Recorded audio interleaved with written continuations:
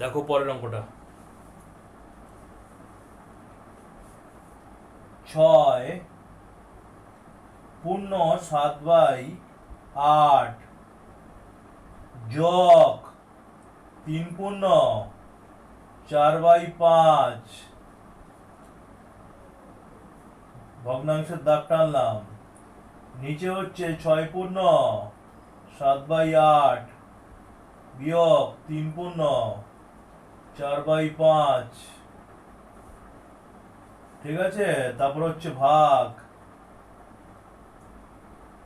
10 × 17/41 এর 1/3। এই হলো অঙ্ক।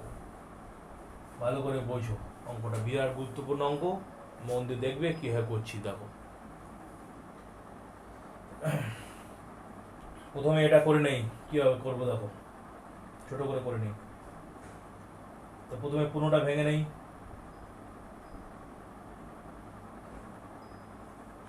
ঠিক আছে, প্রথমে পূর্ণ ভাঙছি।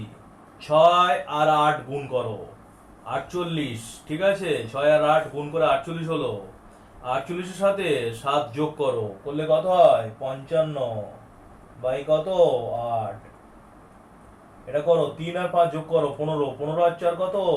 19 বাই কত? 5। একইভাবে নিচেরটাও একই। 55 বাই কত? 8 বিয়োগ 3 আর 5 15 আর 4 কত? 19 বাই কত? 5। ভাগ ভাগ হলো 41-কে 10 দিয়ে গুণ করলে 4 1 0 হয়। তাহলে 4 1 0-র সাথে যদি আমরা 17 যোগ করি তাহলে কত হবে? 4 6 27। 4 6 27 বাই 41 এর 1/3। এবার দেখো ভালো করে বুঝবে। এখন হয়তো তোমাদের মধ্যে যে ভুলটা হবে যে স্যার এর কাজ তো আগে, স্যার এর কাজ করে ফেলি না, এটাই সব থেকে বড় ভুল, শূন্য পেয়ে যাবে। এই অঙ্কটাতে ভালো করে বোঝো, এটা যতক্ষণ না পর্যন্ত নর্মাল ফিগারে না আসছে ততক্ষণ এসব কিছু করা যাবে না। আমরা তো অঙ্ক করিনি। তো তুমি ভাবছো স্যার অঙ্ক শুরু করেছি, আমি তোকে অঙ্ক শুরু করিনি, কিন্তু আমি কিন্তু এটাকে নর্মাল ফিগারে আনছি। যেমন একটা মিশ্র ভগ্নাংশ থাকলে অপরকৃত করি, পূর্ণ ভগ্নাংশ থাকলে অপরকৃত করি, এটাকেই তাই নর্মাল ফিগারে আনছি, অঙ্ক কিন্তু শুরু করিনি। এটা নর্মাল ফিগারে আসার পর তারপর এর সাথে যখন করবো তখন আসল অঙ্ক হবে। তাই তোমরা যারা এর কাজ করেছো শূন্য পাবে, এটা মনে থাকে যেন। এটাকে যতক্ষণ না পর্যন্ত নর্মালি না আনছি ততক্ষণ অঙ্ক করে যেতে হবে। দেখো করছি, ভালো করে বুঝবে। এটাই হলো এই অঙ্কের ভুলের ব্যাপার। বড় লাইন টানো, বড় করে লাইন টানো। এই যে এখানে এই ছোট লাইন 5 8 কত? 40। ছোট লাইন 5 8 কত? 40। ঠিক আছে, 5 8 কত? 5।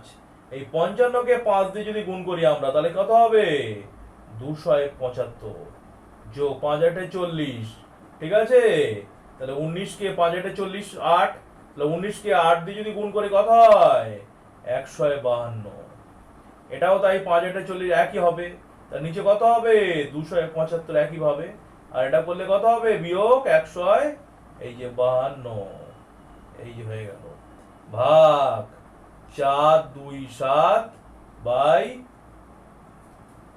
4 2 7 বাই 41 এর 1/3। এই যে এর 1/3। 4 2 7 বাই 41 এর 1/3। এই হলো অঙ্ক। ঠিক আছে, এর পরের লাইনে দেখো যোগ করছি, ভালো করে বুঝো পরের লাইনটা। এই যে তাহলে 2 7 5 আর 2 2 7 5 আর হচ্ছে 152 যোগ করি। 2 7 5 যোগ 152। 2 7 5 আর 152 যোগ করলে কত হবে? 427। 427 বাই কত? 40। ঠিক আছে, আর এই 2 7 5 থেকে যদি আমরা বিয়োগ করি 152 তাহলে কত হবে? 123 বাই কত? 40 ভাগ 427 বাই 41 এর 1/3। এই যে থাকলো। এখনো পর্যন্ত নর্মাল ফিগারে আসেনি ভাই। এই যেটাকে নর্মাল ফিগারে আনতে হবে। এটা কিসের দাগ? এটা ভাগের দাগ। তাহলে কি হবে? 427/40, এই ভাগটা কি হবে? ভাগটা গুণ হয়ে যাবে, হয়ে এটা কি হবে? উল্টে যাবে। 40/123, এই যে ভাগ 427/41 এর 1/3। এখনো পর্যন্ত এটা নর্মাল ফিগারে আসেনি, কিন্তু এর সাথে গোলালে হবে না, এটাকে গুণ করে উল্টে দেবে, এসব করা যাবে না। আমি কিন্তু পরিষ্কার বলছি, আমি কিন্তু এখন অঙ্ক করিনি, আমি এটাকে শুধু নর্মাল ফিগারে আনার চেষ্টা করছি। এই যে এখন কিন্তু আসল অঙ্ক শুরু হয়নি, এই জন্যই পরীক্ষায় এই অঙ্কগুলো আসবে। ঠিক আছে, এটাকে নর্মাল ফিগারে আনছি, তাই এখনো পর্যন্ত এর গায়ে হাতই দেওয়া যাবে না। ঠিক আছে, এবার দাও কাটাকুটি করছি। 40 কেটে গেল, 427, এই 400 যে 27 আছে, 427কে 123 দিয়ে ভাগ করা যাবে? কাটাকাটি যাবে না। তাহলে 7 আর 4 যোগ করো, 7 8 9 10 11, 11 আর 2 যোগ করো, 12 13 আর 123, কাটাকাটি যাচ্ছে না কোনো রকম ভাবে। থাক, দেখা যাবে পরে কি হবে। আচ্ছা, এবার দেখো পরের লাইনে কি হচ্ছে। তাহলে এবার নর্মাল ফিগার হয়ে গেল 427/123, নর্মাল ফিগার হয়ে গেল ভাই। ভাগ 427/41 এর 1/3, এই যে। ঠিক আছে, এবার নর্মাল ফিগারে হয়ে গেল। এবার তোমার এই নর্মাল সরল চলে এলো। এবার তুমি করতে পারো। কার কাজ করবো স্যার? এবার করবো এর কাজ। কেন? সরলের নিয়মে এর কাজ আগে। এতক্ষণ কিন্তু আমি সরলের অঙ্ক শুরু করে নিয়ে আমি শুধু এটাকে নর্মাল ফিগারে নিয়ে এসেছিলাম, এটাই হলো কাজ ছিল এতক্ষণ ধরে। এই নর্মাল ফিগারে চলে এলো, এই জন্যই অঙ্ক আসবে, তোমরা ভুল করে এর কাজ করে ফেলবে। তাহলে এবার আমরা এর কাজ করব। দেখো 400 যে 27 আছে, 427কে 3 দিয়ে ভাগ করা যায় না, তা না গেলে কি আর হবে? না গেলে যেমন আছে এরকম থাকবে। তাহলে কিভাবে করব? দেখো কিভাবে করব। তাহলে এইভাবে লিখি এই পাশে, দেখো ভালো করে। পরের লাইন কি হচ্ছে? 427 বাই 427 বাই কত আছে? 123, এই যে 1 2 3। ঠিক আছে, এক ভাগ, ভাগ কি আছে? ভাগ, কাটাকাটি তো যাবে না, তাহলে গুণ করবো না, এবার রেখে দেবো। 427/41 গুণ 3, এই যে 427/41 গুণ 3 রেখে দিলাম এভাবে, পয়লানে কাটতে সুবিধা হবে।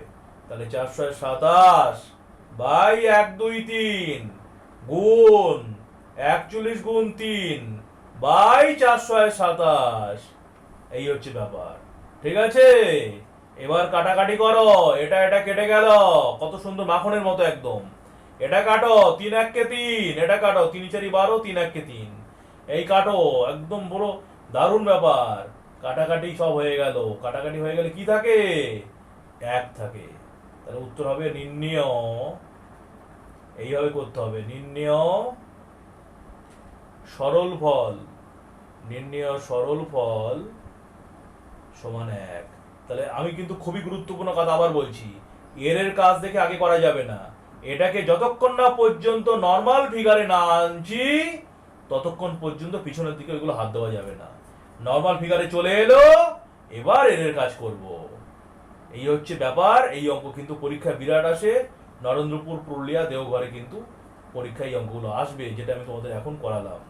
সুতরাং ভালো করে বুঝে করতে হবে, না হলে পারবে না। বলো, অঙ্কটা কি বোঝা গেছে না যায়নি?